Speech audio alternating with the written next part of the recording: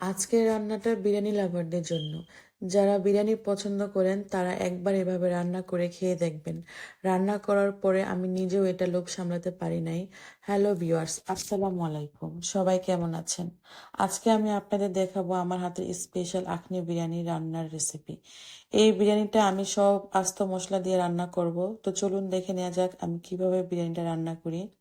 আমি এখানে 1.5 কেজির মতো মাংস নিয়েছি হাড় সহ। এখন এক এক করে মাংসের মধ্যে আস্ত মশলাগুলো দিয়ে দিব।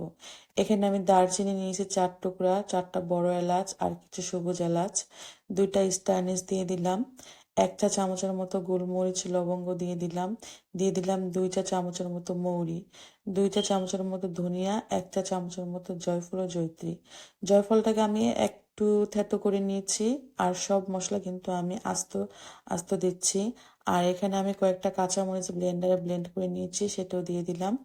4 টুকরো স্লাইস করা আদা দিয়ে দিলাম, 1 কাপ পেঁয়াজ, 1 টেবিল চামচ মরিচের গুঁড়া, 3 টেবিল চামচ আদা রসুন বাটা, 1 কাপের মতো টক দই দিয়ে দিলাম। টক দইটা দেওয়ার আগে আমি ভালো করে ফাটিয়ে নিয়েছি। একটা আস্ত রসুন দিলাম আর 1/2 কাপ তেল দিয়ে দিলাম। এগুলো সব এখন আমি মাখিয়ে নিব। মাখার পরে আমি এটাকে চুলায় বসায় দিব।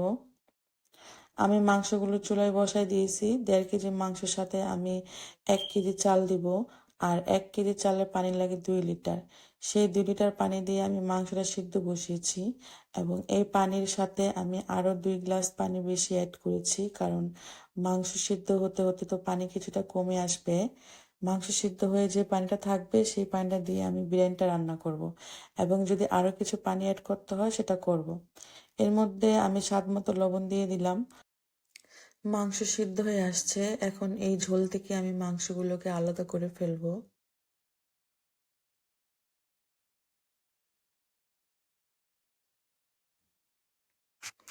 এবং মাংসের মধ্যে যে মশলাগুলো আছে, আস্ত মশলাগুলো, সেগুলো থেকে আমি আবার মাংসগুলোকে বেছে নেব একটা একটা করে।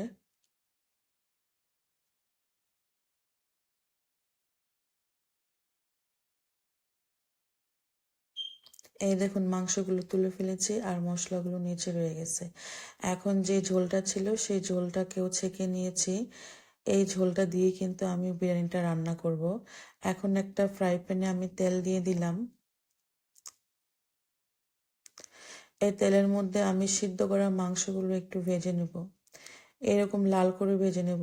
মাংস ভাজা হয়ে গেছে আমার, আমি তুলে নিয়েছি মাংসগুলো।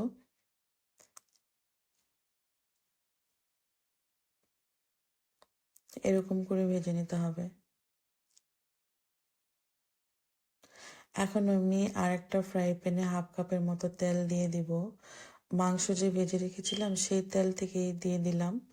এখন আমি 3টা তেজপাতা ছেড়ে দিলাম আর 4-5টা সবুজ এলাচ, 2টা বড় এলাচ দিয়ে দিলাম। আর দিয়ে দিলাম হচ্ছে 2 চা চামচের মতো শাহি জিরা। এইগুলোকে একটু হালকা ভেজে আমি চালগুলো দিয়ে দিব। চালগুলো দিয়ে দিয়েছি। এখন আমি চালগুলোকে একটু ভেজে নেব। তারপর ওই যে ঝোলটা রেখেছিলাম সেই ঝোলটা আমি মেপে দিয়ে দিব।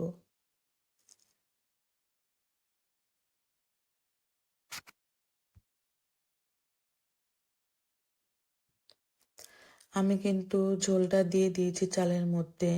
আর মাপে একদম ঠিক ছিল ঝোল, কোনো কম বেশি হয় নাই। আলাদা করে আমার আর কোনো পানি অ্যাড করতে হয় নাই। তারপর আমি কয়েকটা কাঁচামরিচ দিয়ে দিলাম। আমি এখন ঢেকে দিব ফুটে ওঠার জন্য। চালটা কিন্তু ফুটে উঠেছে।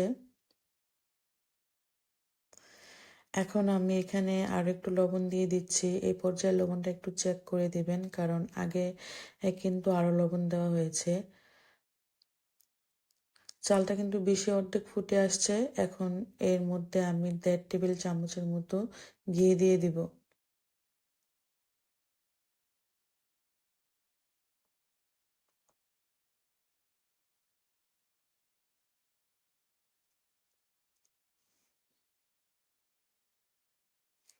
কিছু পেঁয়াজ বেরেস্তা দিয়ে দিলাম।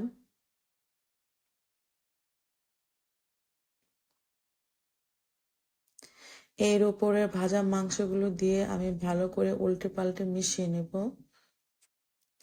মিশানো হয়ে গেছে। এখন আমি আরো কিছু বেরেস্তা দিয়ে আমি 5 মিনিটের জন্য আবার ঢেকে দেব। এত সুন্দর স্মেল বের হচ্ছিল যে আমি আর লোভ সামলাতে পারছিলাম না, তাই খেতে বসে পড়লাম। খুবই মজা হয়েছিল। আপনারা এই বিরিয়ানিটা রান্না করে খাবেন, এটা খুবই মজা হয়। রান্নাটা কেমন হলো সবাই কমেন্ট করে জানাবেন। তো সবাই ভালো থাকবেন। আল্লাহ হাফেজ।